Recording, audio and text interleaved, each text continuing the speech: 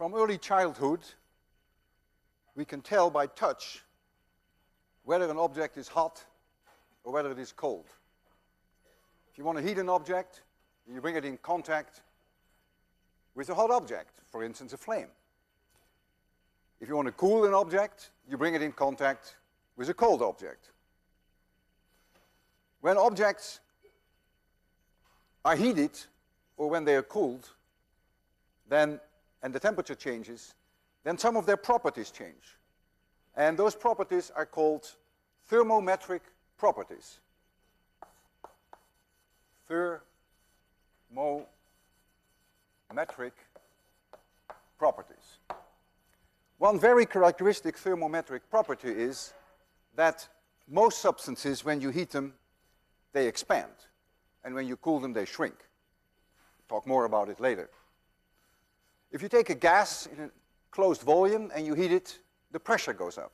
That's a thermometric property. If you take an electric conductor and you heat it, in general, the electric resistance will change. If you heat an iron bar, it will expand. And if you place it in contact with another iron bar, which is cold, then the one that is hot will shrink, and the one that is cold will heat up and will get longer. And this process will go on up to the point that the hot one will not get shorter and that the cold one will not get longer anymore. And that is when the two objects, as we say, are in thermal equilibrium with each other, and that is when the temperature of the two objects are the same. And so you can define a temperature scale by looking at the length of an object. For instance, here is a bar of some material. I clamp it in here. It has length L. And I increase the temperature by an amount delta T, and it gets longer by a certain amount delta L. I could put the whole thing in melting ice.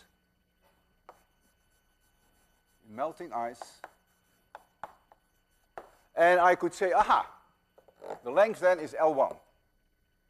Then I could put the whole thing in boiling water. And I do that at 1 atmosphere pressure. And then I say, aha, I call that the length L2. And those are my reference points for my temperature scale. Celsius did just that. The idea that he used melting ice, which is now called 0 degrees centigrade, and he used boiling point of water, which was his 100 degrees centigrade. There was a Swedish astronomer in 1742, he introduced this temperature scale. So you could make yourself a plot now of the temperature versus the length of that bar. And you could say, okay, 100 degrees centigrade, if the length of the bar, L2. 0 degrees centigrade, if the length of the bar is L1. And now you can draw a straight line. You can always draw a straight line through 2 points. You have 1 point here, you have 1 point there. And you can define temperature now by saying, if my bar has this length, L of T, then this would be the temperature. So you can introduce a linear scale in this fashion, and this thing, in principle, could act like a thermometer. I'll show you a demonstration of this shortly. Centi in Greek means 1/100th, and therefore we also call this scale often centigrades. 1 degree centigrade is often called, 1 degree Celsius is often called 1 centigrade, for the reason that it divides the scale from 0 to 100 in equal portions. So we call them degree centigrade, degree Celsius. Fahrenheit, a German scientist, invented the mercury thermometer. We'll talk about the mercury thermometer a little later. In 1714, he introduced a new scale. He lived in Holland at the time. He lived there most of the time. And he used as his reference points body temperature, which he called 100 degrees Fahrenheit. And he used a mixture of salt and ice at 0 degrees. Now, neither one of these two are very reproducible. If you pick one person, the temperature today may be a little higher than tomorrow. A person may have fever. In fact, the one that he picked probably did have a little bit of fever. And so the Fahrenheit scale, in that sense, is not very reproducible. And it has been redefined now in such a way that 0 degrees centigrade is 32 degrees Fahrenheit. And 100 degrees centigrade is 212 degrees Fahrenheit. So if you want to convert from Fahrenheit to centigrade or the other way around, then the temperature in Fahrenheit is 9/5 times the temperature in Celsius plus 32. If you take room temperature is 20 degrees centigrade, what I was grown up with. In Europe, everyone uses centigrade there. Then you can see that in terms of Fahrenheit, that becomes 68 degrees Fahrenheit. 9/5 times 20 give you 36, and then you add 32. Minus 40 degrees centigrade is the same as minus 40 degrees Fahrenheit. Check that. That's where the two scales cross over. So almost the entire world uses Celsius scale. It's part of our metric system. The United States is one of the very, very few countries who still, in a rather stubborn way, uses degrees Fahrenheit. And it is really a pain in the neck, degrees Fahrenheit, at least for me. I have very little feeling for it. I just happen to know that room temperature is 68, because that's the way I set my thermostat at my home, but that's about all. I can't think in terms of degrees Fahrenheit. There's no limit to high temperature, but there is a limit to the low temperatures. There is an absolute zero. This absolute zero, below which you cannot go, is about minus 273 degrees Celsius. And if you take a system that cannot transfer energy to any other system that is in thermal contact with, then it is at that lowest possible temperature. This is the way we define it. It's about minus 460 degrees Fahrenheit. And so we now have a third scale, which was introduced by Lord Kelvin, who's a British scientist.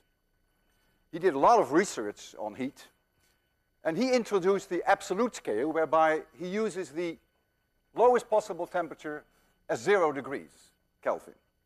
But the increment in terms of increase of 1 degree, he uses the same as the Celsius scale. So an increase of 2 or 3 degrees Kelvin is the same as an increase of 2 or 3 degrees centigrade.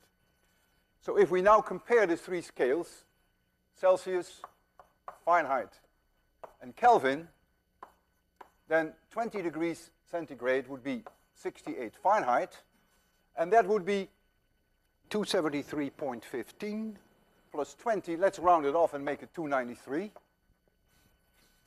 And if we take 0 Kelvin, then we would have minus 273.15, but let's leave that off for now, and it is approximately minus 460.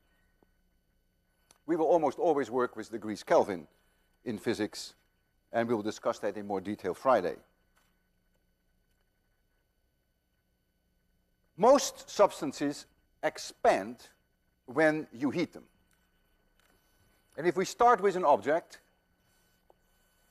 which has length L, and I heat it up delta T degrees, it gets longer by an amount delta L. And that delta L can be expressed in a very simple way. It is alpha times L times delta T, and alpha is called the linear expansion coefficients. And the units are 1 over degree centigrade, or 1 over degree Kelvin, which is the same, because it's the increments that matter.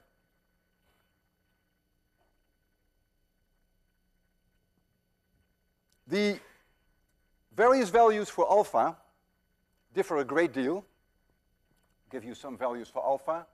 I'll give you copper. I'll give you brass. I'll give you pyrex. I'll give you invar. And I'll give you steel, and they are in units of 10 to the minus 6 per degree centigrade. And we will use some of them today. Brass is about 19. Copper is 17. Pyrex 3.3. Invar 0.9. And steel is roughly 12, but there are many different kinds of steel. Invar was a great invention. Notice it has a very low expansion coefficient, which was very important in the 19th century, even today, to make instruments very precise, like clocks. Clocks are affected by the expansion of the gears. And so the invention of Invar, which is a mixture of 64% iron and 36% nickel, was invented by the physicist Guillaume in 1898. And for this discovery, he received the Nobel Prize in 1920. Tells you something how important it was to get an alloy that has a very low expansion coefficient. If we use these numbers, let us look at the expansion of, for instance, a railroad. We take a railroad and we take a stretch of rail which is, say, 1,000 meters. We take steel, iron, so this is the expansion coefficient, roughly, and we compare a cold day, not extremely cold, but a cold day with a hot summer day. A cold winter day, minus 15 degrees centigrade, and a hot summer day, plus 35 degrees centigrade. So delta T would be about 50 degrees centigrade. So what is delta L? Well, that would be 12 times 10 to the minus 6 times 10 to the third times 50, and that is about 0.6 meters, which is about 60 centimeters. So what are you going to do with that now? How is that solved? If the rail wants to get longer and can get longer, it will start to bulge either in this way or sideways, whichever is the easiest. Well, the way this is solved is actually quite simple. When you look at rails, there are openings between them. They're very distinct. They're about 5 centimeters. When you walk along the rail, you can see them openings. And if you make these openings, say 5 centimeters, then you would need 12 of them in 1,000 meters. So every 80 meters, you would need a gap. And you can hear these gaps when the train goes over these gaps. It's a very typical sound. Because imagine when the wheel goes over it, you hear a certain click. You can see them, and you can hear them, and that's the way they correct for this expansion and contraction. Bridges can be many kilometers long, and they have, of course, the same problem of expansion. And the way that that is dealt with is also very clever. As follows. This is a picture that I copied actually from your book. It's called an expansion joint, and there are many of them in bridges. And so what it allows the bridge is to do this, to breathe, so to speak, adjust to the temperature. There is a bizarre picture whereby the claim is made that this railroad became so warped because of an extremely hot day. I trust it, although it's hard to believe that it could be so bad. It must have been extraordinarily hot. As I mentioned, if a rail cannot expand, then all it can do is either bulge in this way or this way, whichever way is easiest for it. And apparently here, the easiest way is to go sideways. So you see a remarkable destruction, actually, due to an unexpected high temperature.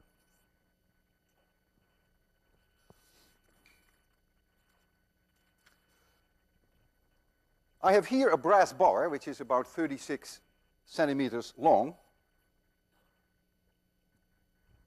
And I'm going to heat that brass bar. You'll see it there too. The brass bar is right here. And we have a way of showing you the extension even though it is extremely small, only a fraction of a millimeter, we can show that to you very easily. The way we do that is we have some kind of an amplifier. If this is the rod, and I would put here a hand, and pivot that hand here, then it's easy to see that if you push against it here, that this hand will go like this. So very little extension here will give you a large extension there. We do it twice, so we have 2 levels. And that is this arm. I have here a set screw, and I can move the bar in this direction. I'm not making it longer, but I can move it, and you will see what effect it has. If I move the bar one way, it goes up. Move the bar back, it goes down. You can think of this as a thermometer. It will be 70 degrees, as it is now. And if I heat it up, then it will get longer, and you will see this end go up. Let's try that.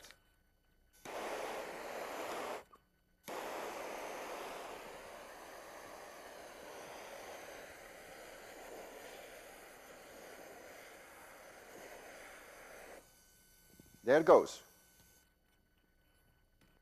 Doesn't take very much. So we have brass, and L is 36 centimeters. Delta L would be about 1 millimeter for a temperature increase of only 150 degrees centigrade, which of course is trivial for us with that blowtorch. Still hot. I could cool it. I could force it to cool it, and then I could even go below this point. This was our 70 degrees, remember? It was the room temperature.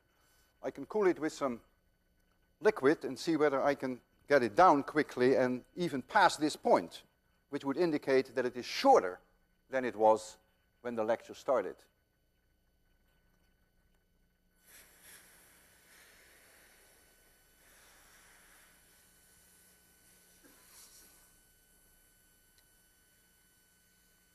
You see, it's now shorter. Now, what you're looking at is only something like maybe a millimeter or even a little less. But we amplify it, and we show that in a quite convincing way then.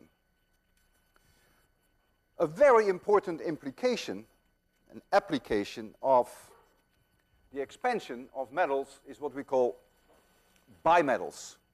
They're all around you. A bimetal is the following. Say I have a strip here, length L, of Invar. And I have another strip here, which is attached to it, so that they cannot slip relative to each other, and let this be copper. And suppose I make, just as a working example, I make the thickness of each one of them 2 millimeters. And I'm going to heat it. I'm going to heat it, increase in temperature delta T. I'm not interested really in knowing how long the copper gets and how long the Invar gets, but I'm very interested in knowing the difference in the lengths between the two. Because what's going to happen when one gets longer than the other? Something got to give. What do you think will happen? If one and they're stuck together, they can't slip relative to each other. What will they do? They will bend. And since the Invar is not going to expand very much, but the copper will, if you heat it up, it will go like this.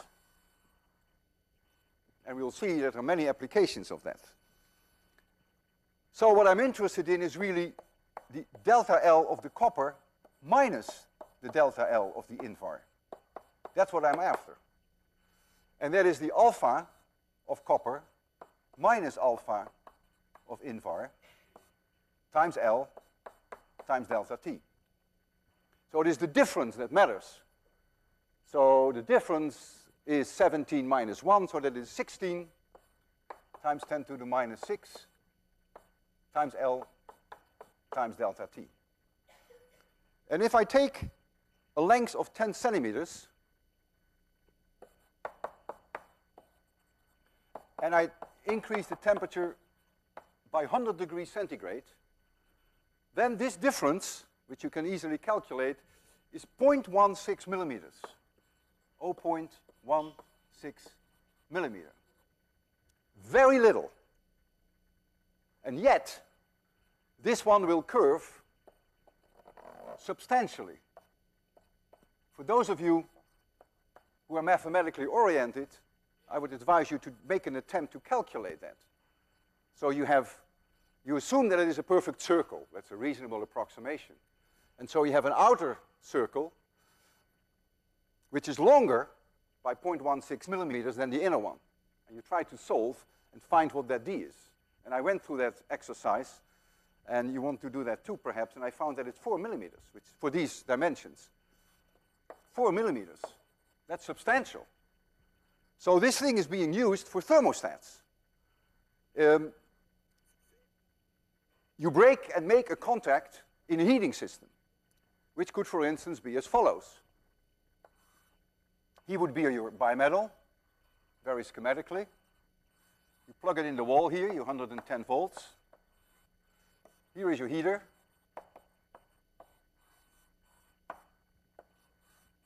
And you let it sit like that. And when it's cold, this is down. It's not curled. And the heater works. And when the room temperature goes up, this starts to curl. It breaks. And that's a thermostat. That is a basic idea behind the thermostat. And you have them in your cars. You have them at home. Your central heating system, air conditioner, and your heaters. They're all over the place. They're also being used for safety devices. If you have a gas hot water heater, in the pilot light, in the flame of the pilot light, is a bimetal. And when that bimetal is hot, your gas valve is open. But when that bimetal gets cold, it shuts off the gas valve, which is a safety device.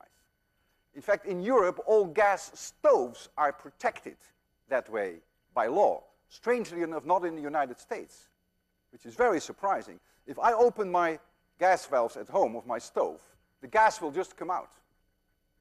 Just like that. There's no prevention of that happening. In Europe, that's not possible. There is always a pilot light somewhere with a bimetal that senses that there is a flame nearby to ignite the gas. And if that flame is out, the gas valve will be closed. So bimetals can also be used very effectively for safety devices. I have here a bimetal. One side we believe is aluminum, and the other side we believe is iron. And when I heat that, you will see that it starts to bend.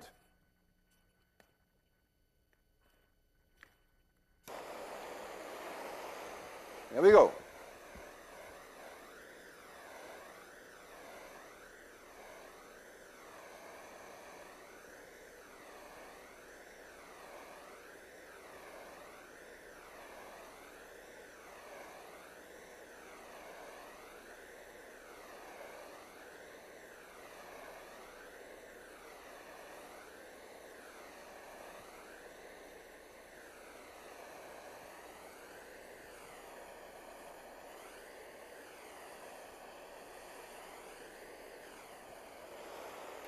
You get the idea. You could use it as a thermometer. Very crude one, but it is the idea of the thermometer, of course.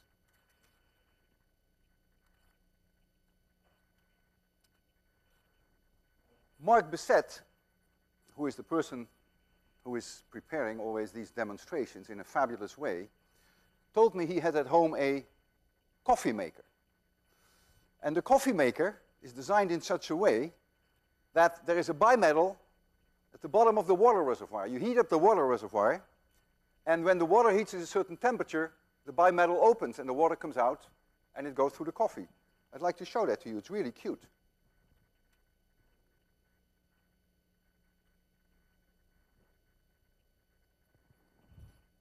Here is that coffee machine. It's not working anymore. It's a very old one. But I want to show you at least that bimetal. This is that bimetal strip.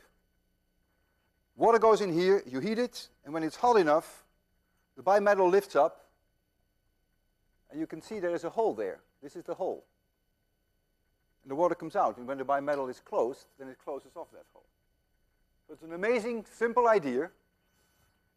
The criterion for letting the water go through the coffee is simply when the water reaches that temperature, close to boiling, and you have your bimetal control it. So bimetals, in many ways, control matters. Thermostats, in this case, they act like a valve.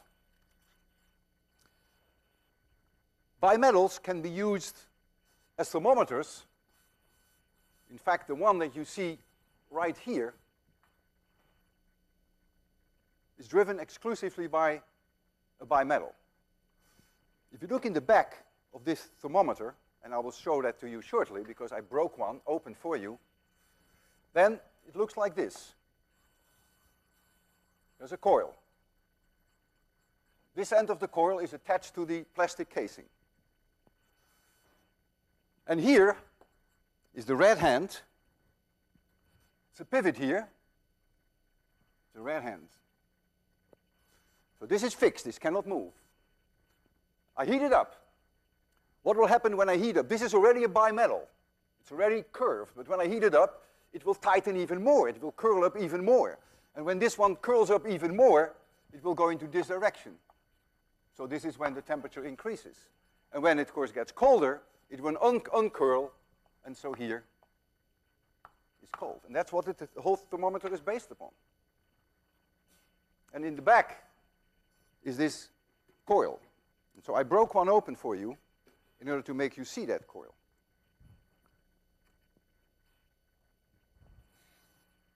So I have that here.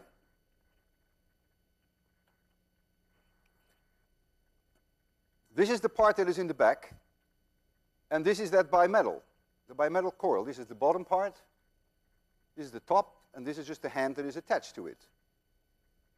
And then it goes into this case. Let's make sure that the pivot goes in there. Yeah. If I increase the temperature, try to see that you see the coil tightens up. See that the coil gets tighter. And when I make the temperature go down artificially now by uncurling the coil, you go into this direction. Now what we can do is we can actually heat it up. We have to set the temperature at whatever we think it is now. It's about 70 degrees in the room. Is that what it is? Oh, that's close enough. This is Fahrenheit. Oh, what a terrible scale. Yeah, by the way, you also see some civilized scale there. You see centigrades in addition to the Fahrenheit. So it's close enough. It's a little bit over 70. And I can now make sure that this is stuck to it, to the case. I can heat it.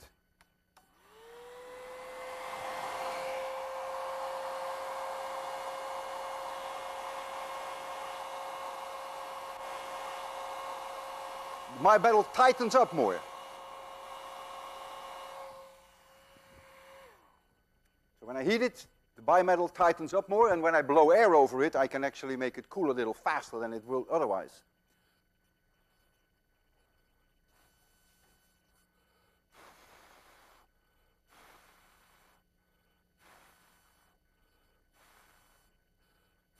So as simple as that.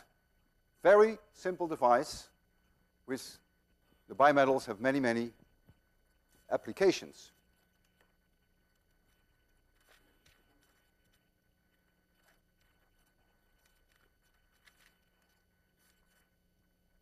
Your thermostats in your dormitories of your heating systems and also perhaps of the air conditioning systems almost all have a coil like this in there. It's an extremely ingenious device. It has a coil, and at the end of the coil is a little glass tube, only 1 centimeter large, and there is mercury inside. So the coil is like this. Bimetal. And at the end here is a glass container, and there is some mercury. And the mercury is here on this side, because notice the way I have tilted it a little. The mercury rolls to the left. And there are here 2 wires, electric wires, one here and one here, which go to the heating system. And so when the mercury is here, which has a good conductivity, the heater is on. Now the room gets warmer and warmer and warmer, and the bimetal will tighten up, will curl even more. And so there comes a time that this glass thing will go like this, and the mercury rolls out. And when the mercury rolls out, here's the mercury, these contacts here are open, and the heater will stop. And that's in almost every room. Very genius device. Now I want to move from linear expansion coefficients to cubic expansion coefficients. I will leave these numbers there because I will need them later on. But now I take a block of some material and want to discuss the volume increase, not just the length, but the volume increase. So here I have a solid material. Let's make it simple, all sides L. And I increase it by an amount of temperature delta T. Well, the old volume is L cubed. And then I'm going to increase the temperature by delta T. So all these sides will get longer by amount delta L. And so the new volume will be L plus delta L to the power 3. This can also be written as L to the third times 1 plus delta L over L to the power 3. Same thing, right? Now, perhaps you remember, or at least you should remember, that 1 plus x to the power n, in case that x is much, much smaller than 1, is approximately 1 plus nx. We've used that before when we discussed the Doppler shifts, light from receding stars. This is called the binomial series, binomial expansion. It's really the first order terms of the Taylor expansion. If you, as an example, if you take x equals 0.05, and you calculate the exact value with your calculator, you would find 1.158. If you do it this way, you will find 1.15, which is very close. The approximation is better than 1%. So I will use the same approximation here. And so we're going to get L to the third times 1 plus 3 delta L divided by L. So that is L to the third plus 3 delta L, L squared. So the difference in terms of delta V, the old volume was this, and this volume is V plus delta V. So delta V is the difference between the two, is 3 delta L, L squared.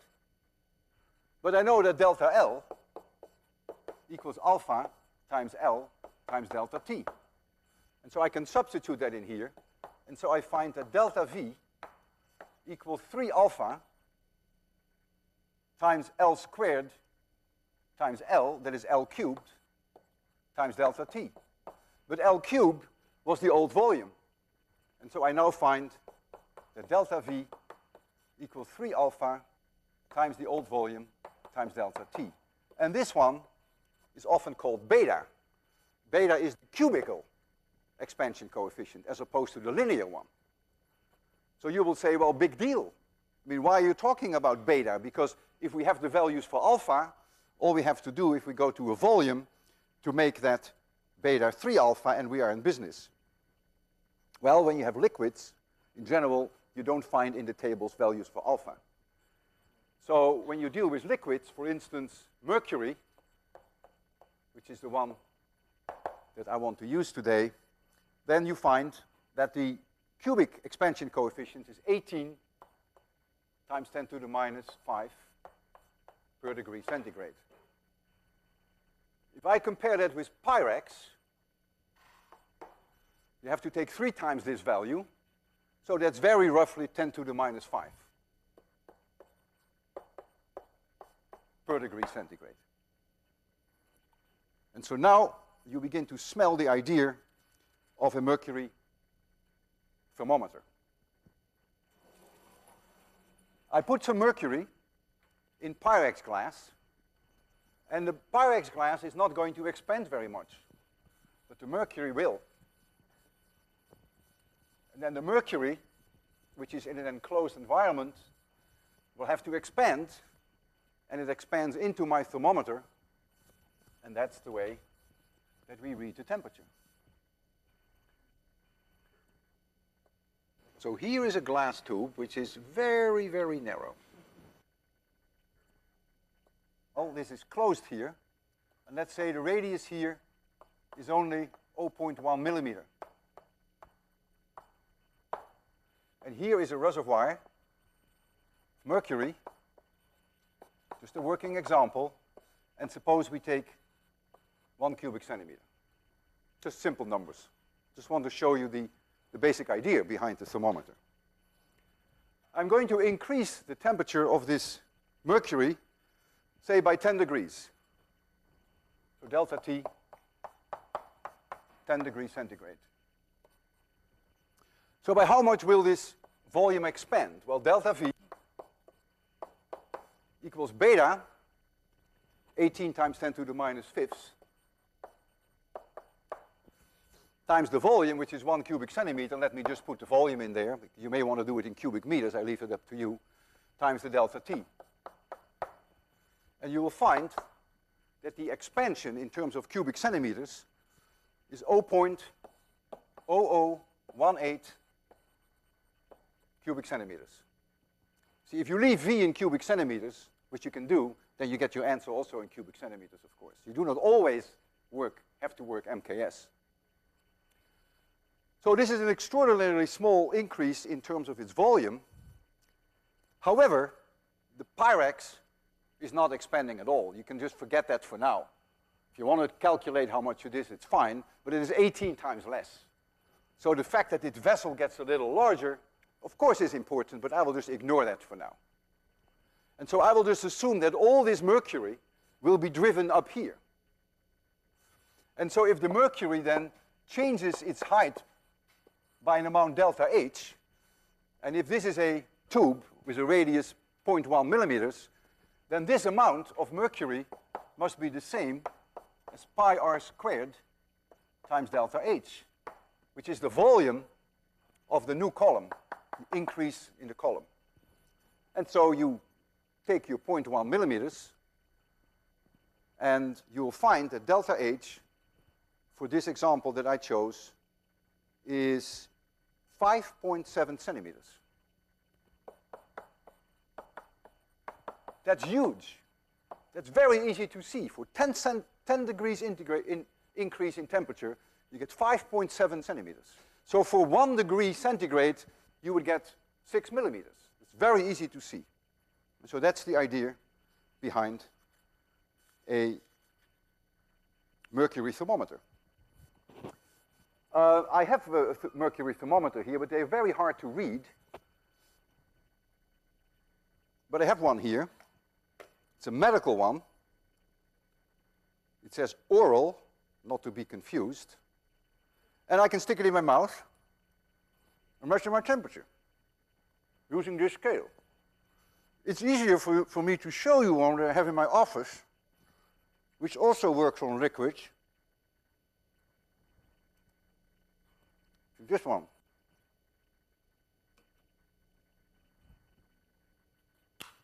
So this one, you see the red liquid? Be sure that we have the right light setting. These should go off. Okay. So you see the red liquid. There it is. And also notice that it is degrees Fahrenheit, which is unfortunate. But it's helping. When the temperature is here, at least you know that you're going to get ice. Well, that's somewhere near 32 Fahrenheit. That must be here. Snow. And this makes you feel good. Sun. Yeah, you know, just in case you don't remember. I could heat it up.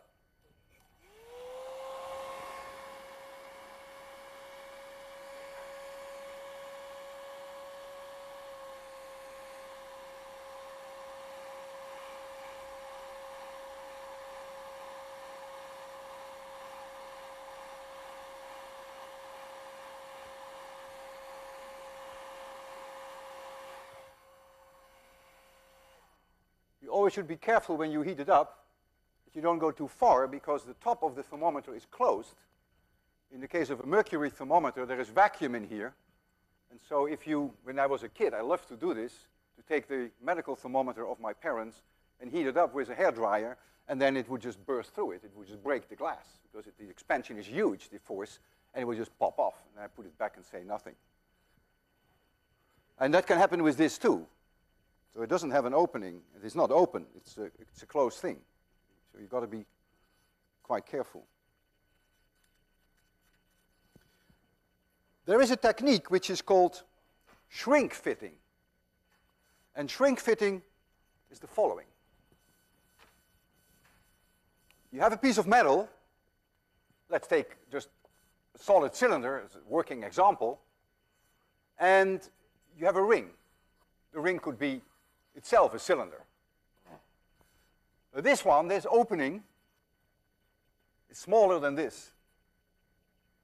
Just a little smaller. Purposely made that way. Just a little smaller. You heat this one, expands, and then you put it over here, it will fit, and then you let it sit, it cools, and it tightens itself up. That's called shrink fitting, a technique which is often used. I have something to show you here which is the opposite of shrink fitting. I have a ring, I'll show you shortly on the screen there, and that's made of brass. And I have a ball which goes through there. Just barely, but it goes through there. And then I will heat up this ball, and then it won't go through there. So it's the reverse, but at least you get the idea. And then if you wait, and it cools, when you bring them in contact with each other, this one will cool, and this one will get warmer. So you catch two birds with one stone. This one will shrink, and at the same time, this one will become a little larger, and so then clearly it will fall through. And that's the idea. And let's try that. Get the best lighting that we can under the circumstances, and we'll change to, is that it? Now, this is the ring, and here is that brass ball. Goes through there quite easily. So I'll put it horizontal now, and then I will start heating up this ball.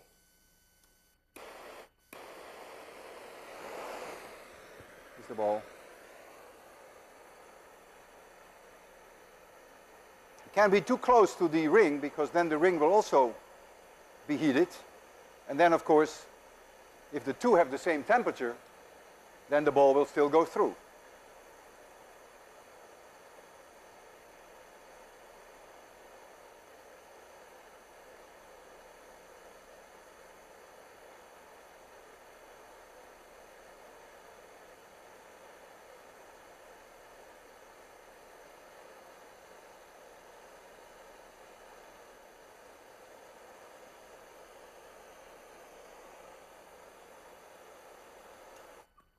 Let's see.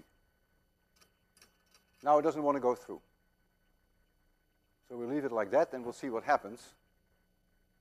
So the ring will now expand a little because it gets hotter, and the ball will shrink a little because it gets colder. And it shouldn't take too long for the ball to be able to get through.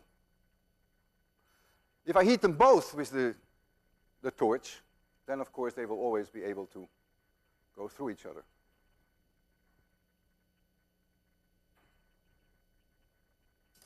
There it goes. So if I heat them both,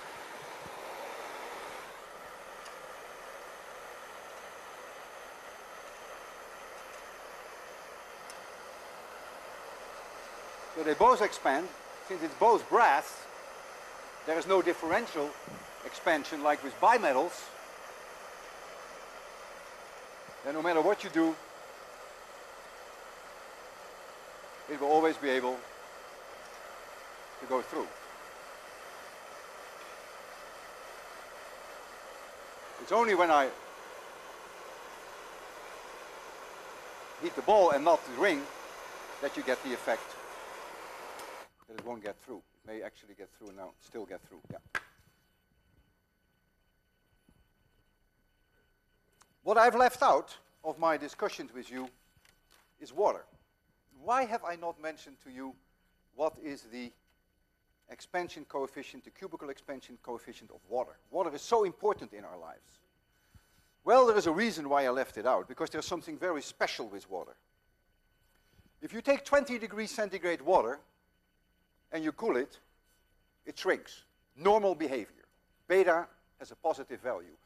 But when you reach 4 degrees centigrade and you go all the way down to 0, then it doesn't shrink, it expands.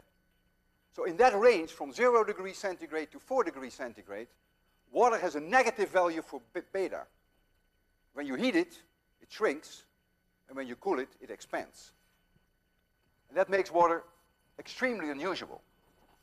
But it's great for fish, because it means that water of 4 degrees centigrade has the highest possible density. It's higher density than at 20 degrees, and a higher density than at 0 degrees. And so when in the winter the ponds freeze, the highest density water goes to the bottom. That's the way that fish can survive. Rather than becoming deep freeze fish right there, they can swim. So most of the pond in the winter, the bottom layers, are 4 degrees centigrade, which is safely from the freezing point. Now when you melt a solid and it becomes liquid, in almost all cases, the liquid expands. It's sort of natural. And so the solids sink in the liquids. If you take crystals, they sink in their own liquid, but not water. Water and ice are very anomalous. If you take water at 0 degrees and you freeze it and it becomes ice crystals, it expands. And the expansion is enormous, because the density of ice is 8% lower than the density of water. The density of ice is 0.92 grams per cubic centimeter, and water per definition is 1. This is why pipes can burst in the winter when they freeze. The pipes freeze, people have water pipes near the outside walls, they cool, they freeze, the pipes burst because the ice expands.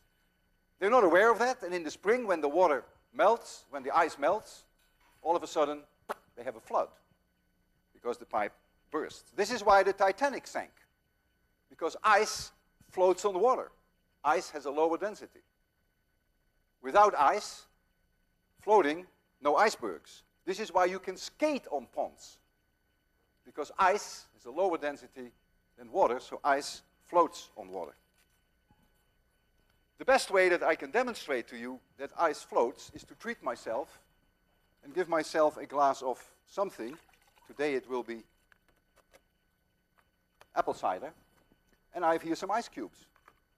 And I put some ice cubes in here, and they float. And if you don't believe it, come and take a look. Okay, enjoy your weekend. Oh no, we still have a lecture on Friday. See you then.